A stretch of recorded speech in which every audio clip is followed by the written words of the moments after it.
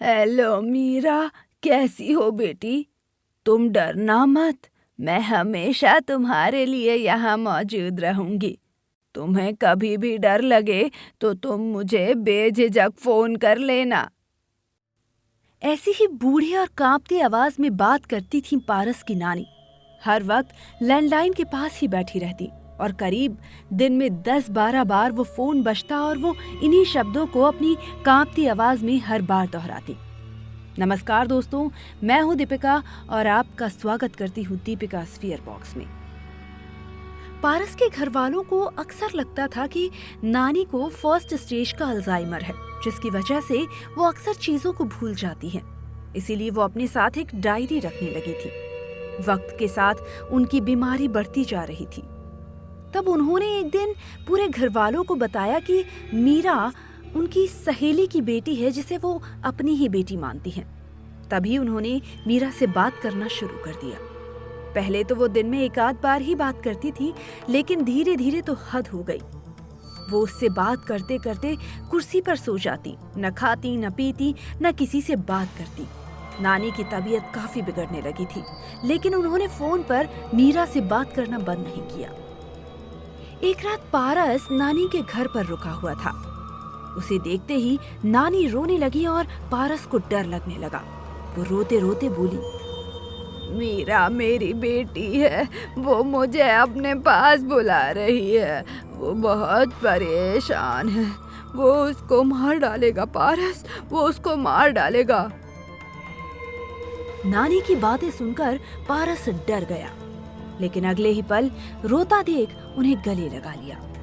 उसका सर घूमने लगा था, लेकिन जब वो जाने को हुआ तो नानी उसके कान में फुसफुसाते हुए बोली, कल मैं उससे मिलने जाऊंगी।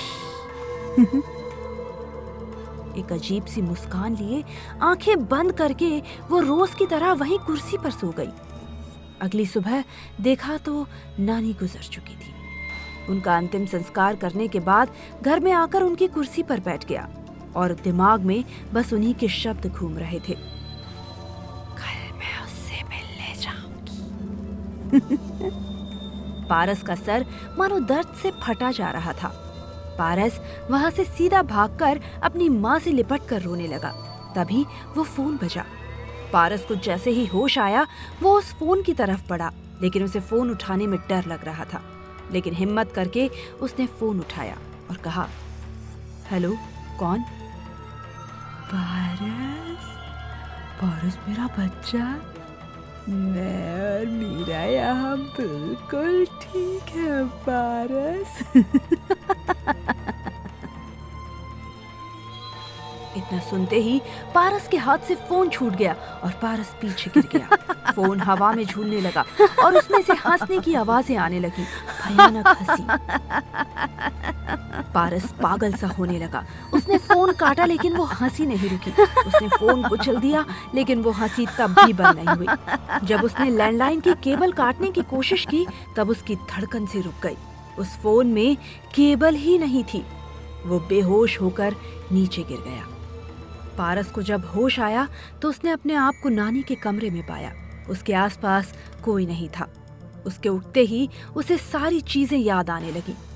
तभी उसकी नजर नानी की डायरी पर पड़ी।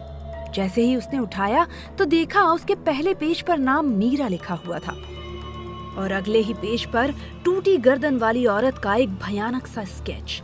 हर पन्ने पर सिर्फ वही डरावनी टूटी गर्दन वाली स्केच, बिल्कुल एक जैसी नपी तुली, और डायरी के अंत में एक नंबर लिखा हुआ था। पारस बिना वक्त जाया किए उस डायरी को जलाने चला गया, लेकिन वो नंबर उसे आज भी याद है। पर उस हादसे के बाद उसकी कभी हिम्मत नहीं हुई कि वो उस नंबर पर कॉल कर सके। आज 15 साल बाद भी पारस उस हादसे को भुला नहीं पाया है। उस दिन क्या हुआ था, ये सब उसकी सोच से परे है। इस हादसे के बारे में आपकी क्या राय है, हमें कमेंट बॉक्स में जरूर बताएं। और अगर आप हमारे चैनल पर नए हैं तो वीडियो को लाइक कर चैनल को सब्सक्राइब जरूर कर लें। धन्यवाद।